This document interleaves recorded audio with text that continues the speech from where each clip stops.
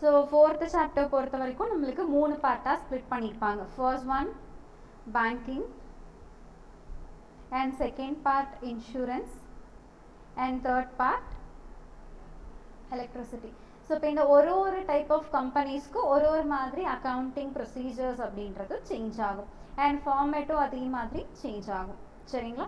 So இப்போ இங்கே ஒரு இதுலேயும் நம்ம தனித்தனியாக P&L அக்கௌண்ட்டும் படிக்கணும், பேலன்ஸ் ஷீட்டும் படிக்கணும்.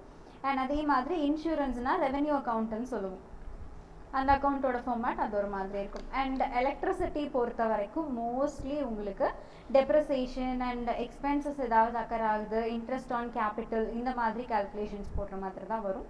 ஃபினான்ஷியல் ஸ்டேட்மெண்ட் ப்ரிப்பேர் பண்ணுற மாதிரி இது வரைக்கும் சம்ஸ் கேட்டதில்லை. ஸோ அதுக்கேற்ற மாதிரி கான்சென்ட்ரேட் பண்ணி படிக்க ஆரம்பிச்சுக்கோங்க. ஃபஸ்ட்டு எலக்ட்ரிசிட்டி முடிச்சுட்டு அதுக்கப்புறம் மற்ற 2 டாப்பிக்கும் பார்த்துக்கலாம். சரியா? ஸோ இது கொஞ்சம் ஈஸியாக இருக்கும், இதை ஃபஸ்ட் முடிச்சிடலாம்.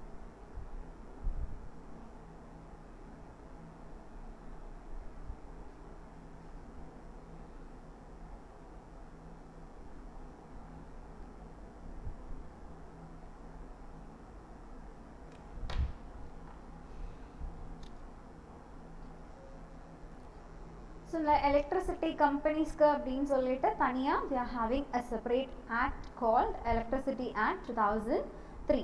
அண்ட் இந்த ஆக்டுக்கு முன்னாடி 3 ஆக்ட் இருந்துச்சு. இந்த 3 ஆக்டன் தான் இப்போ ரீப்ளேஸ் பண்ணிட்டு ஒரே ஆக்டாக கொண்டு வந்திருக்காங்க. ஸோ இதுக்கு ப்ரீவியஸ்லி இருந்த ஆக்ட் என்னன்னா Indian electricity act and electricity supply act, electricity regulatory commission ஆக்ட்னு சொல்லிட்டு 3 ஆக்ட் இருந்துச்சு. அண்ட் நெக்ஸ்ட் ஒன், இந்த எலக்ட்ரிசிட்டி ஆக்ட் 2003 வந்ததுனால என்னென்ன பெனிஃபிட்ஸ், அதோட ஃபியூச்சர்ஸ் என்ன அப்படின்னு கேட்டிங்கன்னா, first one power generation, transmission and distribution. இது 3மே தனித்தனியாக நம்ம ஐடென்டிஃபை பண்ணணும். இது 3மே ஒன்று கிடையாது, இட் இஸ் நாட் சிமிலர். இதெல்லாம் ரெக்கார்ட் பண்ணுறதும் தனியாக ரெக்கார்ட் பண்ணணும் அப்படின்ற ஒரு க்ரைட்டீரியா கொண்டு வந்தாங்க. அண்ட் பவர் ஜென்ரேஷனுக்கான லைசன்ஸ், இப்போ பவர் ஜென்ரேட் பண்ணணும்னா லைசன்ஸ் வாங்கினா தான் என்னால் அதை ஸ்டார்ட் பண்ணவே முடியும். அதை என்ன பண்ணிட்டாங்க, லைசன்ஸ் வேண்டாம் அப்படின்னு சொல்லிட்டு டீலைசன்ஸ் பண்ணிட்டாங்க. பட் நான் வந்து ஹைட்ரோ பவர் ப்ராஜெக்ட்ஸ் ஏதாவது பண்ணுறேன் அண்ட் அந்த சர்டைன் லிமிட்டை தாண்டி நான் பண்ணுறேன் அப்படிங்கும்போது licence is mandatory. Next one, 10% of the power நான் ப்ரொடியூஸ் பண்ணுறது வந்துட்டு ரெனியூவபிள் அண்ட் நான் கன்வென்ஷனல் சோர்ஸஸாக யூஸ் பண்ணணும் அப்படின்னு இன்னொரு க்ரைட்டீரியா செட் பண்ணியிருக்காங்க. அண்ட் இதுக்கு அடுத்தது ஸ்டேட் எலக்ட்ரிசிட்டி ரெகுலேட்டரி கமிஷன் அப்படின்னு சொல்லிட்டு ஒன்று அப்பாயிண்ட் பண்ணுறாங்க. அண்ட் அதே மாதிரி அப்பலேட் ட்ரிபியூனல் அப்படின்னு சொல்லிட்டு அப்பாயிண்ட் பண்ணுறாங்க. நார்மல் கோர்ட் நமக்கு இருக்கும் இல்லையா, சேம் அதே மாதிரி தான் இவங்களும். ட்ரிபியூனல்ஸ் கிட்ட நம்ம என்ன பண்ணிக்கலாம், நமக்கு ஏதாவது டிஸ்பியூட்ஸ் இருக்குது அப்படின்னா அவங்கக்கிட்ட போய் சொல்லிக்கலாம். அண்ட் இதுக்கு அடுத்தது கன்சியூமர் ரிட்ரெசல் கவுன்சில் அப்படின்னு சொல்லிட்டு அதையும் இம்ப்ளிமெண்ட் பண்ணுறாங்க. அண்ட் இதுக்கான ஸ்கீம் பேர் ஓபட்ஸ்மென் ஸ்கீம் அப்படின்னு சொல்லுவோம். And next one, private licence for transmission of power அப்படிங்கிறத இம்ப்ளிமெண்ட் பண்ணுறாங்க. இதுக்கு முன்னாடி வரைக்கும் ப்ரைவேட் பீப்புள் யார்கிட்டையுமே இந்த டிரான்ஸ்மிஷனுக்கானது கொடுக்கல. ஆஃப்டர் திஸ் ஆக்ட் ப்ரைவேட் கிட்ட கொடுக்குறாங்க. அண்ட் நெக்ஸ்ட் ஒன், எலக்ட்ரிசிட்டி இது எல்லாத்தையுமே மீட்டரிங் பண்ணணும் அப்படின்னு சொல்லிட்டு அதையும் இம்ப்ளிமெண்ட் பண்ணுறாங்க. அண்ட் இதுக்கு அடுத்தது எலக்ட்ரிசிட்டி ஏதாவது தெஃப்ட் பண்ணுறாங்க அப்படின்னா அதை எப்படி நம்ம ரெஸ்ட்ரிக்ட் பண்ணலாம் அப்படின்றதுக்கான ப்ரொவிஷன்ஸும் இம்ப்ளிமெண்ட் பண்ணியிருக்காங்க. இதோட ஃபியூச்சர்ஸ் என்னென்ன சொல்ல முடியுமா? பவர் ஜென்ரேஷன், டிரான்ஸ்மிஷன், டிஸ்ட்ரிபியூஷன், இது 3மே செப்பரேட்டாக ஐடென்டிஃபை பண்ணியாச்சு. அண்ட் இதுக்கு அடுத்தது பவர் ஜென்ரேஷனை வந்து டீலைசன்ஸ் பண்ணிட்டாங்க. அண்ட் 10% ஆஃப் த பவர் எனக்கு எதிலிருந்து வரணும், renewable and non conventional sources. And after that state electricity commission ஒன்று செட்டப் பண்ணுறாங்க. அண்ட் இதுக்கு அடுத்தது appellate tribunal and consumer redressal councils. Then private licensing for the transmission of power. After that metering. Theft வந்து ரொம்ப prohibit பண்ணிட்டாங்க இந்த act வந்ததுக்கு. Okay, next one, அப்பப்போ ஏதாவது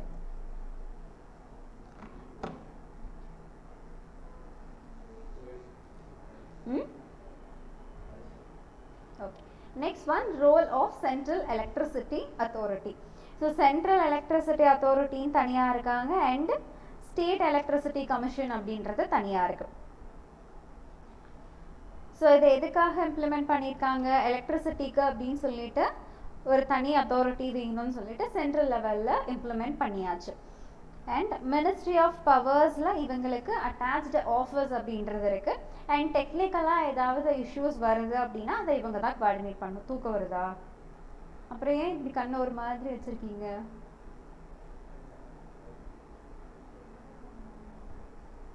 ஏதோ ஆயிடுச்சு. ரைட்டு.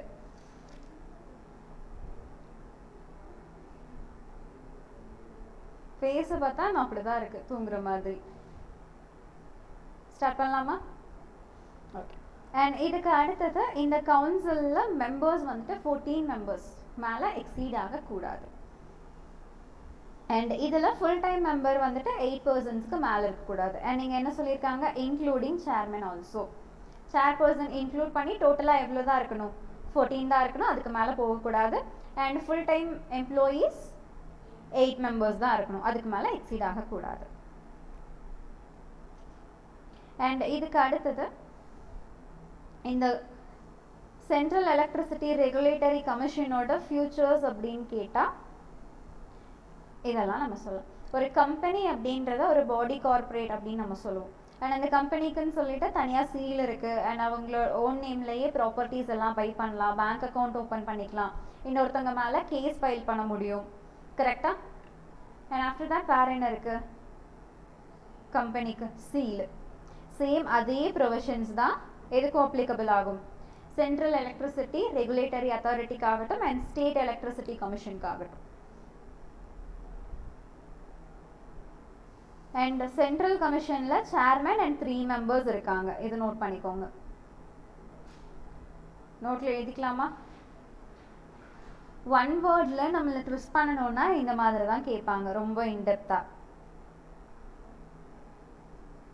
இதை எழுதிக்கோங்க. சென்ட்ரல் எலக்ட்ரிசிட்டி அத்தாரிட்டியில் it should not exceed 14 members and full-time members should not exceed 8.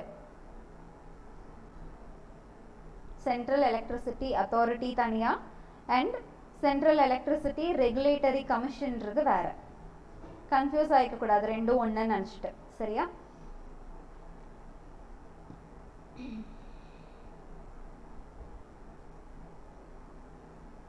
And chairman and 3 members central கமிஷனில் இருப்பாங்க.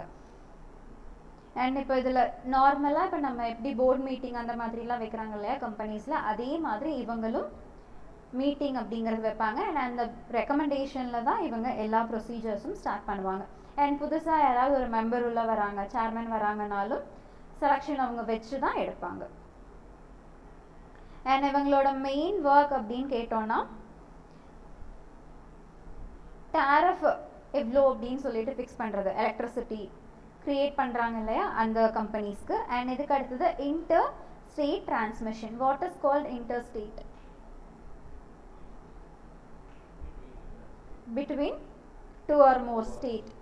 ஸோ இந்த மாதிரி 2 ஸ்டேட்டுக்கு நடுவில் ஏதாவது டிரான்ஸ்மிஷன்ஸ் நடக்குது அண்ட் லைசன்ஸ் இஷ்யூ பண்ணுறது அண்ட் அதுக்கான ஃபீஸ் லெவி பண்ணுறது அண்ட் ட்ரேடிங் பண்ணும்போது இப்போ ஹோல்சேலர்கிட்ட இருந்து ரீட்டெயிலருக்கு அந்த மாதிரி பவர் ஷிஃப்ட் ஆகும் இல்லையா. ஸோ அந்த ஸ்டேஜில் யார் யாருக்கு எவ்வளோ மார்ஜின் அப்படின்னு சொல்லி ஃபிக்ஸ் பண்ணுறது எல்லாமே யார்? Central commission. Okay. And state commission அப்படின்னு பார்த்தீங்கன்னா இவங்களும் கம்பெனிக்கான ஃபியூச்சர்ஸ் என்ன இருக்கோ அதெல்லாம் இங்கேயும் அப்ளிகபிள் ஆகும். அண்ட் ஸ்டேட் கமிஷனோட ஃபங்க்ஷன்ஸ் அப்படின்னு பார்த்தீங்கன்னா டேரிஃப் ஃபிக்ஸ் பண்ணுறது அண்ட் இதுக்கு அடுத்தது பவரை சப்ளை பண்ணுறது and transmission and dealing of electricity companies and இதுக்கப்புறம் ஹோல்சேல் அண்ட் பல்க் ஒரு ரீட்டைல் டிரான்சாக்ஷன்ஸ் ஏதாவது பண்ணுறாங்க அண்ட் லைசன்ஸ் இஷ்யூ பண்ணுறது, ஃபீஸ் லெவி பண்ணுறது, ட்ரேடிங் மார்ஜின் ஃபிக்ஸ் பண்ணுறது. இதெல்லாமே ஸ்டேட்டுக்கும் வரும் சென்ட்ரலுக்கும் வரும். ஸோ ஒரே மாதிரி காமன் ஃபங்க்ஷன்ஸ் அப்படின்னு சொல்லி படிச்சு வச்சுக்கோங்க. நெக்ஸ்ட் ஒன், அக்கௌண்டிங் இன் எலக்ட்ரிசிட்டி கம்பெனிஸ். ஃபஸ்ட்டு இப்போ நீங்கள் ஒரு எலக்ட்ரிசிட்டி கனெக்ஷன் வாங்க போகிறீங்க அப்படின்னா அந்த ஆஃபீஸில் என்ன கேட்பாங்க? டெபாசிட்டாக இவ்வளோ அமௌண்ட்டு கட்டுங்க அப்படின்னு சொல்லுவாங்களா? ஸோ இப்போ ஃபர்ஸ்ட் நான் என்ன பண்ணணும்? செக்யூரிட்டி டெபாசிட் அப்படின்றத நான் பே பண்ணணும். ரைட்? ஸோ இந்த செக்யூரிட்டி டெபாசிட் எதுக்காக கேட்குறாங்க அந்த கம்பெனி? மீட்டர் ஃபிக்ஸ் பண்ணுறதுக்கு, அப்புறம் பேமெண்ட் ஒழுங்காக வரலை அப்படின்னா அதை அவங்க செட் ஆஃப் பண்ணிப்பாங்க. ஸோ அந்த செக்யூரிட்டி பர்பஸ்க்காக வாங்குறதுனால தான் அது பேர் என்னன்னு வச்சுருக்காங்க, செக்யூரிட்டி டெபாசிட் அப்படின்னு வச்சுருக்காங்க. அண்ட் இதை கால்குலேட் பண்ணுறதுக்கு இந்த ஃபார்முலா யூஸ் பண்ணுவோம். ஜஸ்ட் இந்த ஃபார்முலா இருக்குது அப்படின்னு மட்டும் தெரிஞ்சு வச்சுக்கோங்க, அது மட்டும் போதும். இது ரிலேட்டடாக எந்த சம்ஸும் வராது. அண்ட் இந்த செக்யூரிட்டி டெபாசிட்டை நான் என்ன பண்ணணும், ரெக்கார்ட் பண்ணணும் இல்லையா. First one on receipt of security deposit. So இது எலக்ட்ரிசிட்டி கம்பெனியோட பாயிண்ட் ஆஃப் வியூல இருந்து தான் நம்ம பார்க்கணும். ஃபேஸே ஒரு மாதிரி இருக்கு இங்க இருந்து பார்க்கறதுக்கு. போய் அட்லீஸ்ட் ஃபேஸ் வாஷ் ஆவது பண்ணிட்டு வாங்க.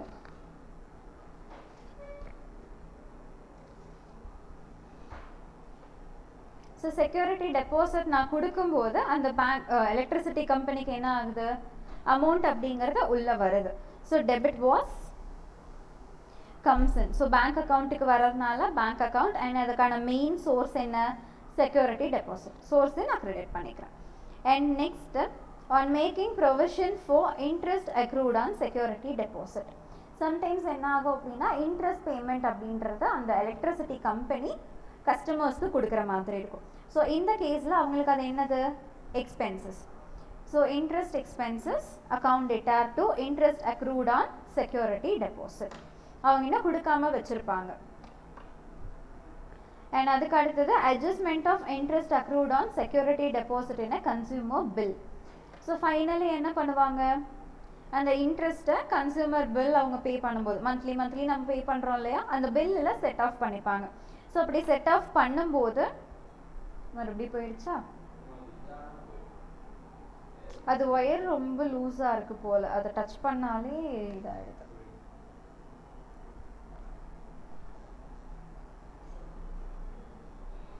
ஓகே. ஸோ அட்ஜஸ்ட் பண்ணும்போது எனக்கு சேல்ஸ் வருது, அவங்க பே பண்ணுற பில் அப்படின்றத நான் சேல்ஸாக கன்சிடர் பண்ணுறேன். ஸோ இப்போ security deposit account data to sales turn over account. Illustration 14. Enappa? Consider the following information provided by ABC Power Supply Company Limited. Security deposit received from a customer on 1/10/2021 for 2 lakh. An interest rate applicable was 8% and 2021 to 22 9. இங்க பாருங்க 21 to 22 8% and 22 to 23 9%.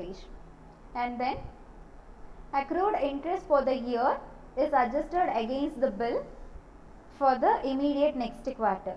So இது எல்லாத்தையுமே எனக்கு 2 இயர்ஸ்க்கு ஜேர்னலைஸ் பண்ணுங்க அப்படின்னு கேட்டிருக்காங்க. எப்படி பண்ணலாம்? ஆமாம். ஸோ ஃபர்ஸ்ட் எப்போ வாங்குறீங்க, 1/10/2020 right, 21. ஓகே. ரிசீவ் பண்ணும்போது எனக்கு என்ன ஜேர்னல் என்ட்ரி வரும், பேங்க் அக்கௌண்ட் டேட்டா, அண்ட் என்னோட சோர்ஸ் என்ன, so to security deposit. Amount 2 lakhs. Okay. And இதுக்கப்புறமா 31/3/21 எனக்கு என்ன ஆகும், சாரி 22வா இன்ட்ரெஸ்ட் அக்ரூ ஆகுமா? ஸோ இப்போ அதுக்கான Journal entry interest expenses account data to interest accrued on security deposit account. எப்படி கம்ப்யூட் பண்ணுவீங்க, 2 lakh into 8% and month பாருங்க 6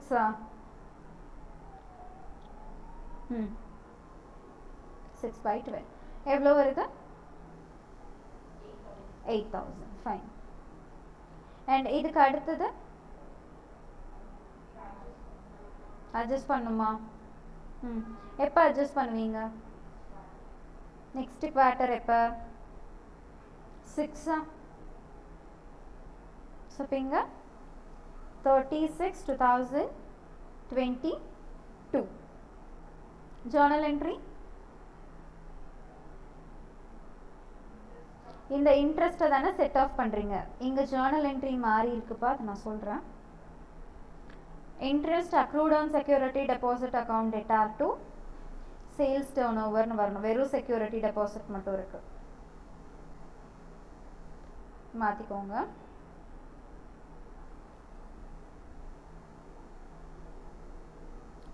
Interest accrued on security deposit account debtor to sales turnover account and the interest அப்படியே 8000. Same இதே மாதிரி அடுத்த வருஷத்துக்கும் நான் போடுறேன். சரியா? நெக்ஸ்ட் கேட்டகரி போயிடலாமா? Next one, reporting of security deposit in the balance sheet of the distribution licence. So இந்த security டெபாசிட்டை அந்த எலக்ட்ரிசிட்டி கம்பெனி என்ன பண்ணணும், அவங்களோட பேலன்ஸ் ஷீட்டில் மென்ஷன் பண்ணணும். சம்டைம்ஸ் அவங்க என்னவா ட்ரீட் பண்ணுவாங்கன்னா, வித்தின் 12 மந்த்துக்குள்ளே செட் ஆஃப் பண்ண முடியுது அப்படின்னா எங்கே காமிப்பாங்க, கரண்ட் லயபிலிட்டியில் வரும். இஃப் இன் கேஸ் 12 மந்த்துக்குள்ளே செட் ஆஃப் பண்ண முடியலை அப்படின்னா அவங்க எங்கே காமிப்பாங்க, நான் கரண்ட் லயபிலிட்டியாக காமிச்சுப்பாங்க. சரியா? அதுதான் இவ்வளோ பெரிய பேராகிராஃபாக கொடுத்துருக்காங்க. சிம்பிள், இந்த 2 வேர்டு தான். 12 மந்த்துக்குள்ளே செட் ஆஃப் பண்ணால் கரண்ட் லயபிலிட்டி, ஆஃப்டர் 12 மந்த்ஸ் அப்படின்னா நான் current liability. Next one, accounting for service line cum development charges. Sometimes வந்து அந்த புது பிளேசஸ்ல எல்லாமே இந்த சர்வீஸ் கனெக்ஷன் எடுக்கிறோன்னு சொல்லிட்டு அதுக்கு தனியாக சார்ஜஸ் அப்படின்னு சொல்லிட்டு லெவி பண்ணுவாங்க. அண்ட் இந்த சார்ஜஸை ரெக்கார்ட் பண்ணுறதுக்கு 4 மெத்தட்ஸ் இருக்குது. ஃபர்ஸ்ட் மெத்தட், இதை நீங்கள் ரெக்கார்ட் பண்ணும்போது லயபிலிட்டியாக ரெக்கார்ட் பண்ணிப்பீங்க. ரெக்கார்ட் பண்ணிவிட்டு சப்சிக்வெண்ட்டாக அந்தந்த இயரில் எவ்வளோ அமௌண்ட் வருதோ அதை பர்டிகுலர் இன்கம் ஸ்டேட்மெண்ட்டில் ப்ரப்போர்ஷனேட்டாக எடுத்து காமிச்சிப்போம். அண்ட் செகண்ட் மெத்தடில் இந்த சர்வீஸ் லைன் கம் டெவலப்மெண்ட் சார்ஜஸை ரிசர்வாக ட்ரீட் பண்ணிப்பீங்க. ஸோ இதை வந்து நாங்கள் அந்த பர்டிகுலர் பர்சனுக்கு ரீஃபண்ட் பண்ண போகிறது கிடையாது அப்படின்னு சொல்லிட்டு நம்ம எங்கே காட்டுறோம், ரிசர்வாக காமிக்கிறோம். அண்ட் ரிசர்வாக காமிக்கும் போது இன்கம் ஸ்டேட்மெண்ட்டில் எனக்கு எதுவும் ட்ரான்ஸ்ஃபர் பண்ணணுன்ற நெசசரி கிடையாது. அண்ட் தேர்ட் அக்கௌண்டிங் ப்ராக்டிஸில் என்ன பண்ண போகிறோம் அப்படின்னா அதை கேபிட்டல் ரிசர்வாக ட்ரான்ஸ்ஃபர் பண்ணிக்க போகிறோம். ஜென்ரல் ரிசர்வ்னா நீங்கள் என்ன பண்ண வேண்டியதில்லை, இன்கம் ஸ்டேட்மெண்ட்டில் ப்ரொபோர்ஷனேட்டாக காமிக்க வேண்டாம். If it is a capital reserve, சப்சிக்வெண்ட்டாக அந்த இயரில் நான் என்ன பண்ணணும், இன்கம் ஸ்டேட்மெண்ட்டுக்கு ப்ரொபோர்ஷனேட்டாக சார்ஜ் பண்ணணும். அண்ட் ஃபோர்த் மெத்தட், நான் கரண்ட் அசர்ட்டாக அவங்க ட்ரீட் பண்ணிப்பாங்க. ஸோ நம்ம லைக் ஒரு அசர்ட்டுக்கு எப்படி வருஷம் டெப்ரிசியேஷன் சார்ஜ் பண்ணுறோம் இல்லையா, அதே மாதிரி இந்த சர்வீஸ் லைன் கம் டெவலப்மெண்ட் சார்ஜஸை ரெடியூஸ் பண்ணிகிட்டே வருவாங்க அந்த காஸ்ட்லேருந்து. சரிங்களா? என்னென்ன 4 மெத்தடு, ஃபஸ்ட்டு லயபிலிட்டியாக காமிச்சிட்டு இன்கம் ஸ்டேட்மெண்ட்டில் காமிப்பாங்க ப்ரொபோர்ஷனேட்டாக. அண்ட் செகண்ட் ப்ராக்டிஸ் ரிசர்வாக ட்ரீட் பண்ணுவாங்க. அண்ட் தேர்டு கேபிட்டல் ரிசர்வாக ட்ரீட் பண்ணிவிட்டு இன்கம் ஸ்டேட்மெண்ட்டில் ப்ரொபோர்ஷனேட்டாக காமிக்கணும். And fourth one, non current அசட்டாக ட்ரீட் பண்ணிவிட்டு டெப்ரிசியேஷன் சார்ஜ் பண்ணுவாங்க. Okay. Next one, accounting for grant received under AP DRP. So அதோட டெஃபினிஷன் இங்கே கீழே எழுதிக்கிறீங்களா? accredited power development and reforms program. So இந்த ப்ரோக்ராம்க்கு கீழே ஏதாவது நான் கிராண்ட் ரிசீவ் பண்ணுறேன் அப்படின்னா அதை நீங்கள் இப்படி ரெக்கார்ட் பண்ணுவீங்க அப்படின்றது தான் இங்கே கேட்டிருக்காங்க. ஸோ இனிஷியலாக கேபிட்டல் ரெசிப்டாக நான் ட்ரீட் பண்ணுவேன். ஸோ இப்போ எனக்கு அது எங்கே ரெக்கார்ட் ஆகும், கேபிட்டல் ரிசர்வில் ரெக்கார்ட் ஆகும். அண்ட் இதுக்கப்புறம் லேட்டராக அதை நான் எங்கே ட்ரான்ஸ்ஃபர் பண்ணணும், ப்ராஃபிட் அண்ட் லாஸ் அக்கௌண்ட்டுக்கு அந்தந்த பர்டிகுலர் இயரில் நான் ப்ரப்போர்ஷனேட்டாக எடுத்துகிட்டு வரணும். Next one, depreciation on the asset acquired with a grant debited to the statement of profit and loss account. And அந்த அசட் ஏதாவது வாங்கியிருக்கீங்க அப்படின்னா டெப்ரிசியேஷன் நம்ம சார்ஜ் பண்ணுவோம். அந்த டெப்ரிசியேஷன் எனக்கு ஜென்ரலாகவே எங்கே ரிஃப்ளெக்ட் ஆகும், பே அண்ட்ல ரிஃப்ளெக்ட் ஆகும். அதுதான் இங்கே சொல்லியிருக்காங்க. அண்ட் இதுக்கு அடுத்தது கிராண்ட் எங்கேயும் ட்ரான்ஸ்ஃபர் ஆகும், கேபிட்டல் ரிசர்வுக்கும் எனக்கு ட்ரான்ஸ்ஃபர் ஆகும். பேலன்ஸ் டெப்ரிசியேஷன் போக பேலன்ஸ் எவ்வளோ இருக்கோ அது எங்கே ரிஃப்ளெக்ட் ஆகும், எனக்கு கேபிட்டல் ரிசர்வ்ல ரிஃப்ளெக்ட் ஆகும். சரிங்களா? அண்ட் இதுக்கு அடுத்தது கேஷ் ஃப்ளோ ஸ்டேட்மெண்ட்டில் இவங்க ஃபினான்சிங் ஆக்டிவிட்டியாக இதை ரெக்கார்ட் பண்ணணும். என்னென்ன பாயிண்ட்ஸு?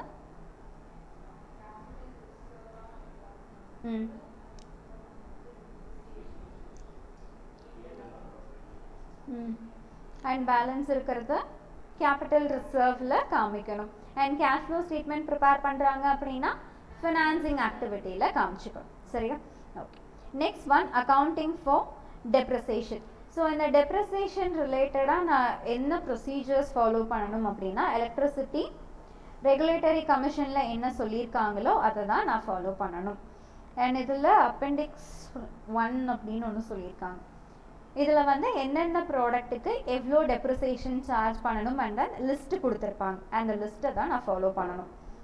இங்கே இருக்கா? இந்த லிஸ்ட்டை தான் நான் என்ன பண்ணணும்? ஃபாலோ பண்ணணும்.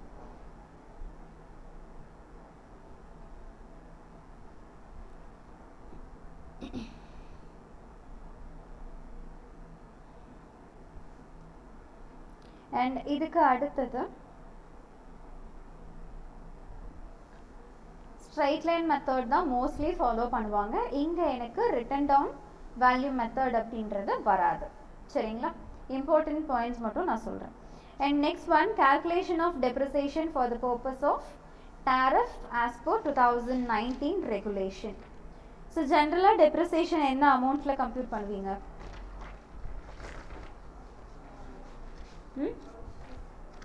என்னப்பா? பர்ச்சேஸ்லையா? ஸோ அப்போ அதோட கேபிட்டல் காஸ்ட் என்ன, அக்விசிஷன் காஸ்ட் என்ன அப்படின்றத ஃபர்ஸ்ட் பார்க்கணும்.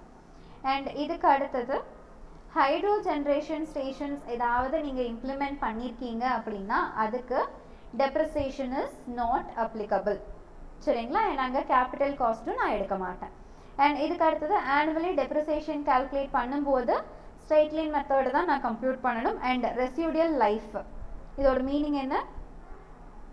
எக்ஸ்பெக்டட் லைஃப்னு சொல்லலாமா? ஸோ அந்த எக்ஸ்பெக்டட் லைஃப் அப்படிங்கிறது இன்பில்ட்டாகவே 10 years.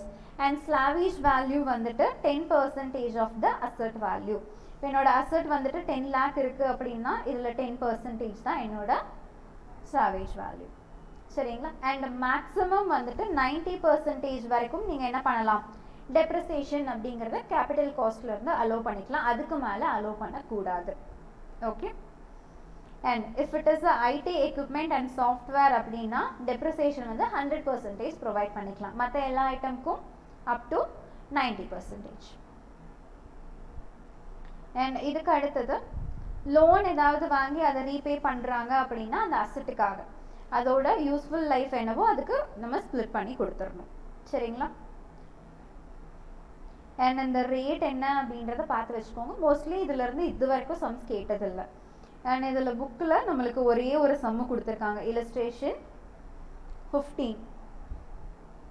ஸோ இதில் என்ன அப்படின்னா இண்டிவிஜுவலாக ஒரு சோர்ஸுக்கும் எவ்வளோ டெப்ரிசியேஷன் வருது அப்படின்னு பார்க்கணும். அண்ட் டோட்டலாக வெயிட்டட் டெப்ரிசியேஷன் எவ்வளோ வருதுன்னு பார்க்கணும். சரி, எனக்கு அந்த டேபிள் பார்த்து சொல்கிறீங்களா? டேபிள் இல்லையா? ஃபோனில் எடுத்துக்கிறீங்களா? இல்லைன்னா இது அப்படியே ஃபோட்டோ எடுத்துக்கோங்க.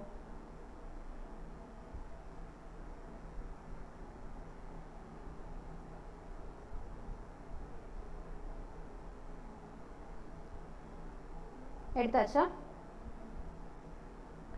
சரி, இப்போ நான் சம் போடும்போது அந்த அசட் என்ன அண்ட் அதோட பேலன்ஸ் என்னன்றதை எடுத்துக்கணும். அண்ட் அந்த அசட்டுக்கு எவ்வளோ ரேட்டு இதை வச்சு நான் டெப்ரிசியேஷன் கால்குலேட் பண்ணணும். சொல்லுங்கள் பார்க்கலாம். 1 by 1. லேண்டு வந்து 0%.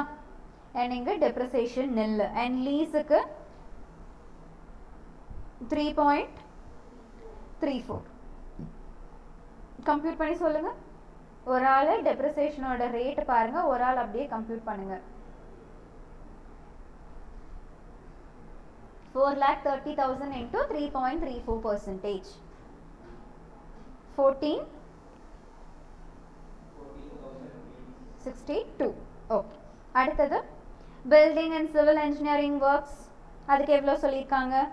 Same 3.34. And railway sittings 3.34. Temporary erection 100%.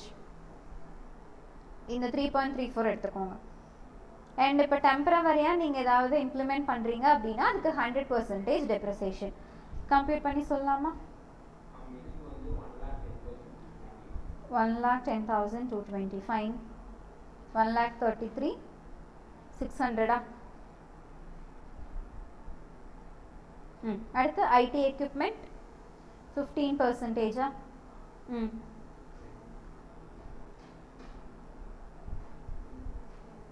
எவ்வளோ வருதுப்பா?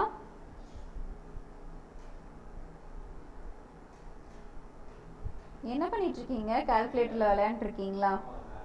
வேலை செய்ய மாட்டேங்குதா? கால்குலேட்டரை மாற்றுங்க. Self propelled vehicle 9.5%. 2,85,000. அடுத்தது portable air conditioning plant 9.5. and apparatus other than motor 9.5. எவ்வளோப்பா? அடுத்தது 1,40,2,500. Okay. Next motor let on hire 6.33%. 12,000. அடுத்து கம்யூனிகேஷன் எக்யூப்மெண்ட் 6.33. ஆஃபீஸ் ஃபர்னிச்சருக்கும் சேம் அதே தான். பிளான்ட் அண்ட் மிஷினரிக்கும் சேம் 30.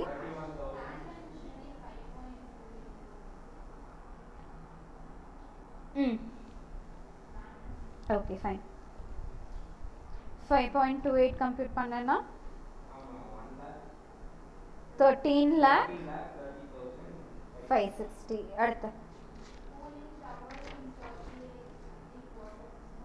5.28. அடுத்து என்ன? ஃபுல்லாமே 5.28 தான். 1 செகண்ட். 52,800 and then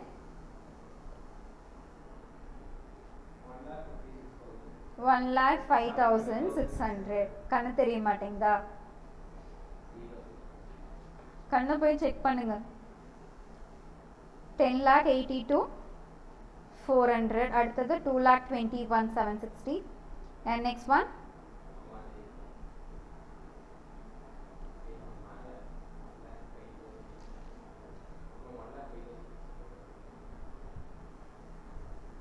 1,05,600 தானே போட்டிருக்கேன். 10,82,400. டிரான்ஸ்ஃபார்முக்கு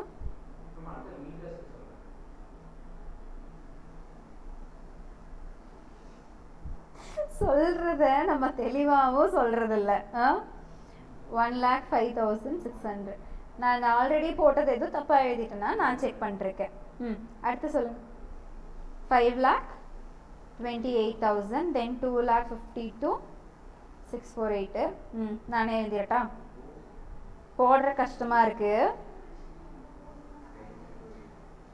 சரி, இது எல்லாத்தையும் இப்போ டோட்டல் பண்ணோம் அப்படின்னா டோட்டல் டெப்ரிசியேஷன் என்னன்னு எனக்கு கிடைக்கும். சரியா? Total depreciation 59,89,862. அண்ட் அசட்டோட டோட்டல் பார்த்தீங்கன்னா இட்ஸ் கோயிங் அரவுண்ட் 9 crore. சரிங்களா?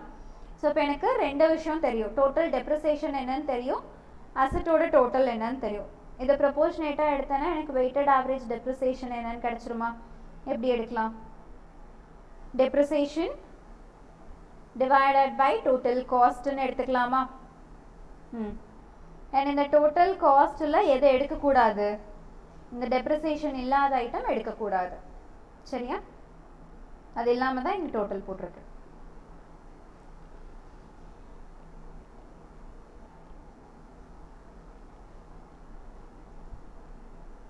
into 100 எவ்வளோ வருது? சிம்பிளை பண்ணி சொல்லுங்க.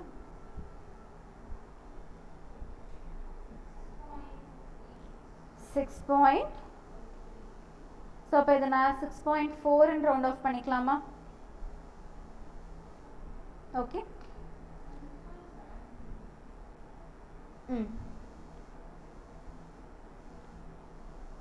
6.7 எழுதிக்கும். ஃபைன். ஸோ மோஸ்ட்லி இது கேட்க மாட்டாங்க, கேட்டால் போடுறது தெரியணும். மோஸ்ட்லி அதனால தான் நான் சொன்னேன் கேட்க மாட்டாங்க அப்படின்னு. அப்புறம் மறுபடியும் ஒரு கொஸ்டின், இதெல்லாத்தையும் நான் மக பண்ணுமா அப்படின்னு. சரி, நெக்ஸ்ட் ஒன். இப்போ சம்டைம்ஸ் வந்துட்டு நம்ம என்ன பண்ணியிருப்போம், ஈக்விட்டி அப்படின்றத நம்ம இன்வெஸ்ட் பண்ணியிருப்போம் இல்லையா பிஸ்னஸில், அதுக்கு நமக்கு எவ்வளோ ரிட்டர்ன் வருது அப்படின்னு சொல்லிட்டு நம்ம கம்ப்யூட் பண்ணுற மாதிரி இருக்கும். ஸோ அதுக்கான ஃபார்மேட்டு தான் இது. சிம்பிளாக நம்ம இப்படி ஞாபகம் வச்சுக்கலாமா, ஓப்பனிங் கேபிட்டல் அவங்களே சம்மில் கொடுத்துருப்பாங்க. அண்ட் இது கூட நான் அடிஷ்னலாக ஏதாவது இன்வெஸ்ட் பண்ணியிருக்கேன் அப்படின்னா அந்த அடிஷ்னல் கேபிட்டலை நான் கன்சிடர் பண்ணிக்கணும். ஓகே. அண்ட் தென் இது ரெண்டத்தையும் ப்ளஸ் பண்ணனா எனக்கு என்ன கிடைக்கும், க்ளோசிங் கேபிட்டல் என்னன்னு கிடைக்கும். சரியா? அண்ட் தென் நான் என்ன பண்ணணும் அப்படின்னா ஆவரேஜ் எடுக்கணும். ஆவரேஜ் கேபிட்டல், ஓப்பனிங் க்ளோசிங் இருக்குது, இது ரெண்டுக்கும் என்ன எடுக்கணும், ஆவரேஜ் எடுக்கணும். ஸோ அப்போ A + C டிவைடட் பை 2ன்னு எழுதிக்கலாமா? ஓகே. அண்ட் இதுக்கு அடுத்தது வர்ற ஆன்சர் ஆவரேஜ் கேபிட்டலுக்கு தான் நான் என்ன பண்ணணும், ரிட்டர்ன் ஆன் ஈக்விட்டி என்ன நான் கம்ப்யூட் பண்ணணும். சரிங்களா? அண்ட் மோஸ்ட்லி நீங்கள் அந்த கேபிட்டல் எடுக்கும்போது அவங்க ஒரு அமௌண்ட் கொடுத்துருப்பாங்க, அதுலேருந்து 30% தான் எடுத்துக்கணும். அண்ட் அதே மாதிரி அடிஷ்னல் எக்ஸ்பெண்டிச்சர்னு கொடுத்துருப்பாங்க இன்ஸ்டெட் ஆஃப் கேபிட்டல். ஓகேவா? சரி, இல்லஸ்ட்ரேஷன் 16 பாருங்க. என்ன சொல்லியிருக்காங்க, gross opening equity 3000. Next one, adjustment in opening equity எதுவும் கிடையாது, adjustment during the year எதுவும் இல்லை. increase in equity due to addition during the year over 5 years 500 and decrease due to reversal and decapitalization எதுவும் இல்லை. and இன்க்ரீஸும் எதுவும் இல்லை. And return on capital 18% compute பண்ணுங்கன்னு சொல்லியிருக்காங்க. எப்படி கம்ப்யூட் பண்ணலாம், ஓப்பனிங் அவன் 3000 கொடுத்துருக்கான். அண்ட் இதுக்கப்புறம் அடிஷன்ஸ் ஏதாவது நான் பண்ணியிருக்கேன்னா 500.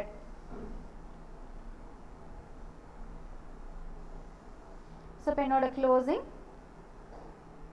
3500. Okay. And then I have to find out the average. 3000 plus 3500 divided by 2.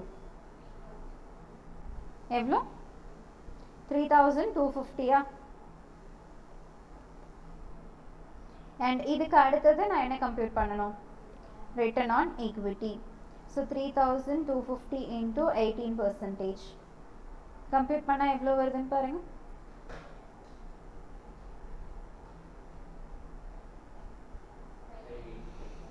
585. ஓகேவா? அண்ட் இதே மாதிரி நான் என்ன பண்ணணும், ஒரு வருஷத்துக்கும் போடணும். ஈஸியாக இருக்கா? இந்த சாப்டரே அவ்வளோதான். ஆமாம், இந்த சம்மு தான் மோஸ்ட்லி கேட்பாங்க. அண்ட் இதே மாதிரி எக்ஸ்பென்சஸ் எதாவது பண்ணுறோன்னா அதுக்கு நம்ம கம்ப்யூட் பண்ணுற மாதிரி இருக்கும்.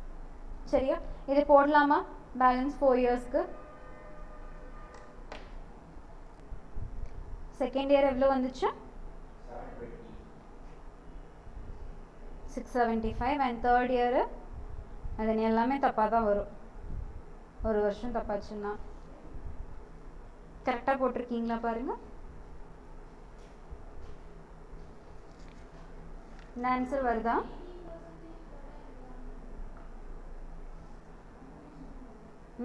ஆவரேஜ் எடுக்காமல் அப்படியே போட்டு வச்சிட்டீங்க. Very good. 3500 க்ளோசிங்கு, இந்த வருஷத்தோட க்ளோசிங் அடுத்த வருஷத்தோட ஓப்பனிங்காக வரும். கரெக்டா? அடுத்து அடிஷன் 500. So total 4000. அண்ட் இப்போ ஆவரேஜ் எடுங்க இது ரெண்டுக்கும், 3750. அப்போ 675. ஆவரேஜ் நான் சொல்கிறேன் கரெக்டானு பாருங்கள். 4250, 4750, 5250. ஓகே. அடுத்த இல்லஸ்ட்ரேஷன் போகலாமாப்பா?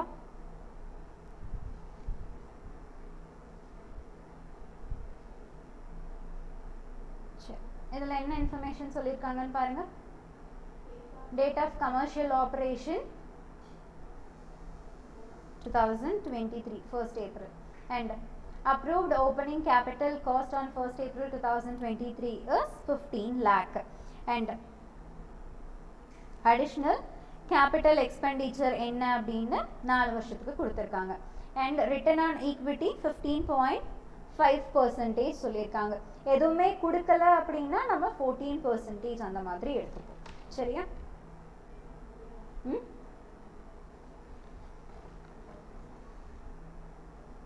கொல்ல போறவங்கள ஷாப்பிங்கா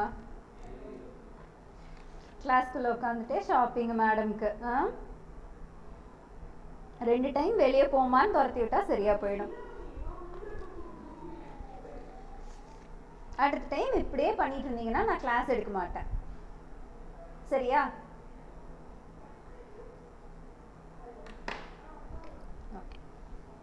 நான் ஆல்ரெடி என்ன சொன்னேன், கேபிட்டல் வந்து இந்த மாதிரி அமௌண்ட் அதிகமாக கொடுத்துருக்கும் போது அதுல இருந்து 30% தான் எடுத்து போடணும் அப்படின்னு சொன்னேன்னா, ஓப்பனிங் எவ்வளோ கம்ப்ளீட் பண்ணி சொல்லுங்க டக்குன்னு. 15 lakh into 30%.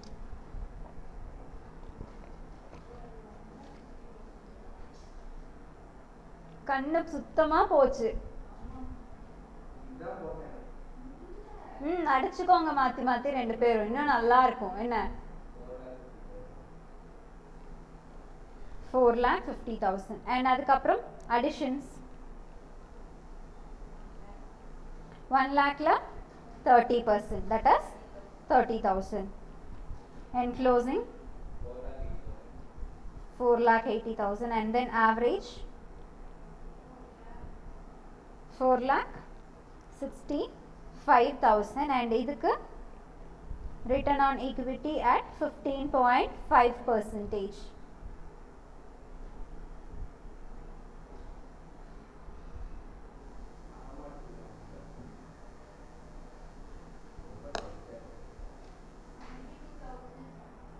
$72,75. ஓகே, அண்ட் அதே மாதிரி இதோட க்ளோசிங் இந்த வருஷத்துக்கு ஓப்பனிங்கா. அடுத்த அடிஷ்னல் எக்ஸ்பென்சஸ் 30,000 சொல்லியிருக்காங்களா, அதில் 30% எடுங்க, 9,000. டோட்டல் 4,89,000 and average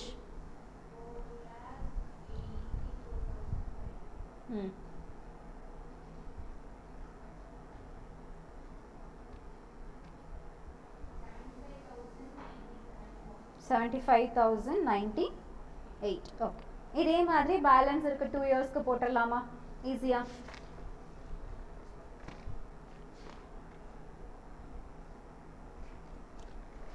சரி, இன்னொரு கான்செப்ட் மட்டும் பார்த்துடலாமா? So next one, interest on loan capital. So இங்கே நான் அசியூம் பண்ண போகிறது என்ன அப்படின்னா, டோட்டல் என்கிட்ட இருக்கக்கூடிய கேபிட்டலில் 30% is for equity and 70% is for loan. அதனால தான் ஈக்விட்டியில் 30% எடுத்தோம். அண்ட் நீங்கள் லோன் வரும்போது நான் என்ன பண்ணணும், டோட்டல் கேபிட்டல் காஸ்ட்ல இருந்து 70% நான் எடுத்துக்கணும். இங்கே பாருங்களேன், ஃபர்ஸ்ட் இல்லஸ்ட்ரேஷன் பார்க்கும்போது அமௌண்ட் அவங்க கொடுத்ததே கொஞ்சமாக தான் கொடுத்துருந்தாங்க. அண்ட் இங்கே என்ன இருக்குது, இன் லேக்ஸில் இருக்குது. ஸோ இந்த மாதிரி லேக்ஸில் கொடுத்துருக்காங்க அப்படின்னா நம்ம கம்ப்யூட் பண்ணி எடுத்துக்கணும். சரியா? Next one, interest on working capital. என்னோட பிஸ்னஸை ரன் பண்ணுறதுக்கு எனக்கு ஃபண்டுன்றது தேவை. ஆம் ஐ ரைட்? ஸோ இப்போ அதுக்கு நம்ம ஒர்க்கிங் கேபிட்டல் அப்படின்றது வாங்கியிருப்போம். அதுக்கு நம்ம என்ன பண்ணுவோம், இன்ட்ரெஸ்ட் அப்படின்றத நம்ம பே பண்ணோம் இல்லையா?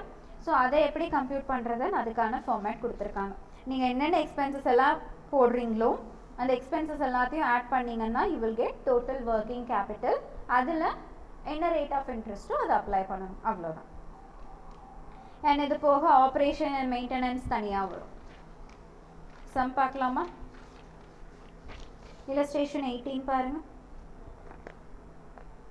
என்ன சொல்லியிருக்காங்க, consider the following estimated information provided by XYZ Supply Company Limited. இருக்க எல்லாமே lakhs and for the next 5 years. And cost of coal 2000 per year and cost of secondary fuel 200 per year for first 2 years. First 2 வருஷத்துக்கு 200 and அதுக்கு அடுத்தது 300 ஆயிடுச்சு. அதுக்கு அடுத்தது operation and management first 2 வருஷத்துக்கு 250, அதுக்கு அப்புறம் 350 ஆயிடுச்சு. and maintenance of spares 100 and receivables 1800 and rate of interest என்ன சொல்லிருக்காங்க 12% சொல்லிருக்காங்க. எப்படி கம்ப்யூட் பண்ணலாம்? எக்ஸ்பென்சஸ் எல்லாம் எழுதிக்கலாமா? கோல் எவ்வளோன்னு பார்த்து சொல்லுங்க.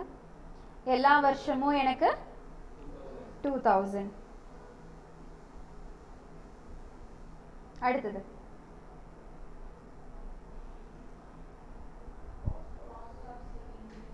ஃபியூயல் அப்படின்னு எழுதிக்கலாமா?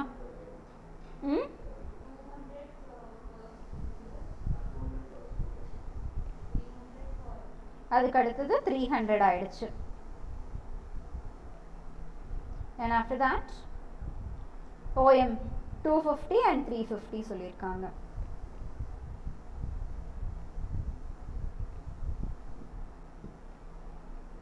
after that maintenance 100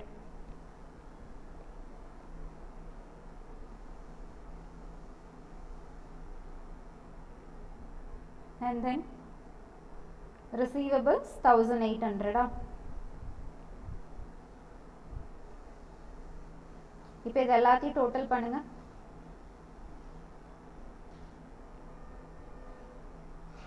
$4,350 ஃபர்ஸ்ட் 2 வருஷத்துக்கு. அடுத்தது 4,550 வருதா? Okay. and rate of interest எவ்வளோ சொல்லியிருக்காங்க? 12%. 12% கம்ப்ளீட் பண்ணுங்க. ஃபர்ஸ்ட் வருஷத்துக்கும் 3rd வருஷத்துக்கு மட்டும் 522 இன்ட்ரெஸ்ட் ஆன் ஒர்க்கிங் கேபிட்டல். அடுத்து 3rd இயருக்கு 546. இங்க அமௌண்ட் ஒரே மாதிரி இருக்கிறதுனால 2 வருஷத்துக்கு மட்டும் நம்ம கம்ப்யூட் பண்ணியாச்சு. சரியா? and அதே மாதிரி தான் எனக்கு illustration 19 ஒர்க் அவுட் பண்ணலாமா? in the preparation of financial statement of electricity company next classல பார்க்கலாம்.